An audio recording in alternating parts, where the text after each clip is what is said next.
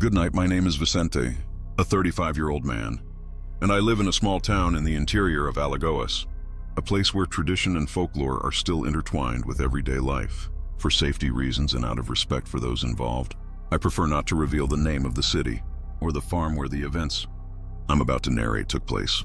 My family is large and close-knit, with strong bonds that keep us together despite the hardships and challenges of life in the Sertão. My father, a strong and hardworking man, with skin tanned by the sun and hands calloused from hard work, dedicates his life as a foreman on a cattle farm, taking care of the animals with care and knowledge, as if they were his own children. My sisters, talented seamstresses, with agile and creative hands, transform simple fabrics into works of art. And every day they gather at my parents' house to work, share stories and strengthen family ties, a safe haven amidst life's turmoil. As the land is large and fertile, a gift from nature, my father, with his generous heart and ancestral wisdom, gave each of them a piece of land to build their own homes. A home for their families, a refuge of love and unity. I'm married to my childhood friend, a love that blossomed in the simplicity of the Sertão, and together we decided to live with my parents, where we find support, joy, and the strength of tradition. I'm retired due to a birth defect in my right leg, which prevents me from walking and standing for long periods, a limitation that taught me to value inner strength and find beauty in the simplicity of life. Despite my disability, I've always been active and felt useful, helping with household chores and raising animals, a passion that connects me with nature and brings me inner peace. At that time, I had 2 horses, loyal and intelligent companions, some soft and curious rabbits, and cackling and productive hens, which I raised to sell. A small business that gave me pride and livelihood, a way to contribute to my family and the community. Every morning, as the sun rose on the horizon and painted the sky with vibrant colors, I took an old but sturdy cart and went to a vacant lot near my father's farm to cut fresh grass, a nutritious food for my animals, a ritual that connected me with the land and brought me inner peace. One night, my father came home from work with a worried expression, his face marked by tension and his body tired, as if he carried the weight of the world on his shoulders. My mother, always attentive and perceptive, with a look that saw beyond appearances, noticed that something was wrong and asked what had happened. My father, in a grave and measured voice, told her that a newborn calf, a fragile and defenseless creature, had been attacked by a strange creature, a cruel and unknown predator that roamed the farm. The farm's watchmen, experienced and brave men, accustomed to the dangers of rural life, were frightened and described the creature as a monkey with a wolf's head, a hybrid and terrifying being that defied logic and reason. An old employee, a wise connoisseur of the region's legends and mysteries, said it could be a werewolf, a legendary creature that haunted the nights, a being that transformed into a wolf on full moon nights. The farm owner, a rational and skeptical man, attached to facts and science, didn't believe the story, attributing the attack to a wild animal, a common predator looking for food. The next day, while I was cutting grass in the vacant lot, a quiet and familiar place, I saw a dirty and strange man near the pond, an oasis of water amidst the dry vegetation.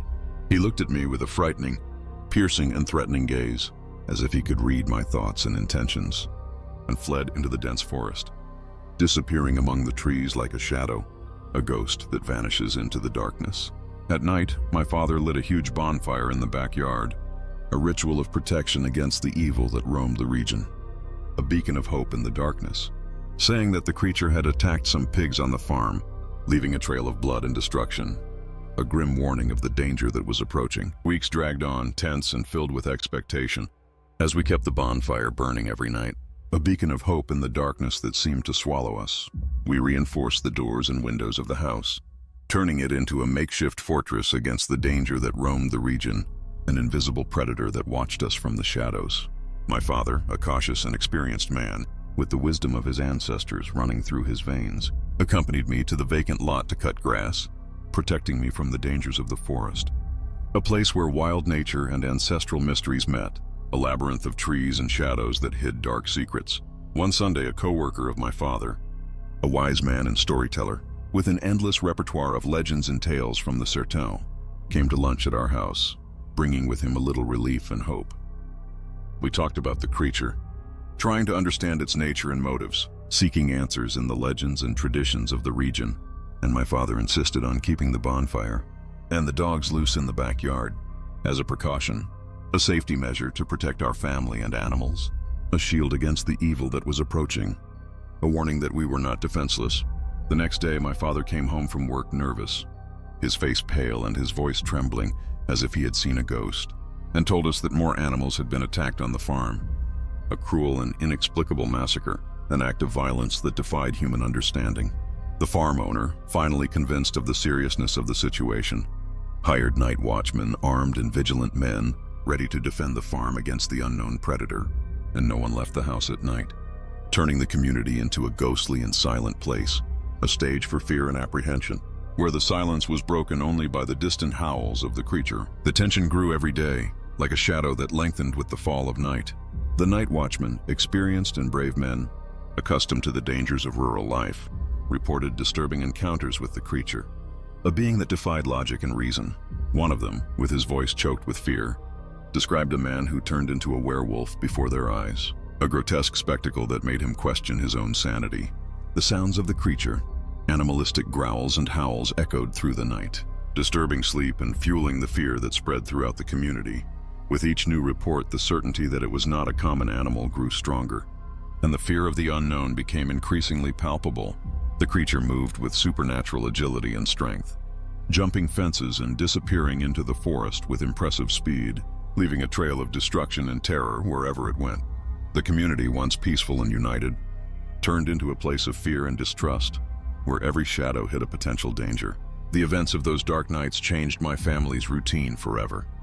The bonfires, once a symbol of union and warmth, became a constant necessity, a shield against the evil that roamed the region.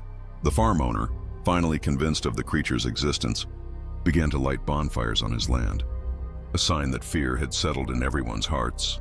The attacks on animals ceased, but the creature's howls continued to echo through the night, a constant reminder that danger still lurked in the shadows. Life went on, but normalcy was never the same again. Only my family kept the bonfires burning, an act of resistance against the fear that imprisoned us.